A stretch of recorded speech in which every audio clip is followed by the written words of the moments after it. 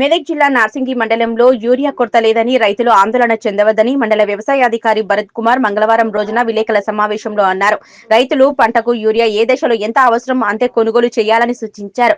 Fertiliser of book లో urea slot booking చేసుకోవడానికి మన జిల్లా సెకండ్ ఫేజ్ లో ఫైనల్ ప్రాజెక్ట్ కింద సెలెక్ట్ అవడం జరిగిందని, ఈ స్లాట్ బుకింగ్ అనేది ప్రారంభమయ్యాక రైతులకు సమాచారం ఇవ్వడం జరుగుతుందని, కావున రైతులు పాత పద్ధతిలోనే యూరియాను కొనుగోలు చేయవలసిందిగా కోరారు. రైతులు ఫర్టిలైజర్ షాప్ కు యూరియా కొనుగోలు చేయడానికి వెళ్ళినప్పుడు రైతు పట్టా పాస్ పుస్తకం, ఆధార్ కార్డు జిరాక్స్లు, కౌలు రైతు అయితే పట్టా పాస్ పుస్తకం, కౌలు రైతు ఆధార్ కార్డు జిరాక్స్ తీసుకుని వెళ్లాలన్నారు. నమస్కారం, నేను మీ మండల వ్యవసాయాధికారి నార్సింగి మండలం. మనకు యూరియా స్టాక్స్ అనేది రైతులకు కావాల్సినంత అందుబాటులో ఉన్నాయని ఉన్నతాధికారులు తెలియజేయడం జరిగింది. కావున రైతులు యూరియా దొరుకుతుందో దొరకదో అనే ఆందోళన చెందకుండా పంటకు ఏ దశలో ఎంత అవసరమో అంతే కొనుగోలు చేయవలసిందిగా సూచించడం జరుగుతుంది.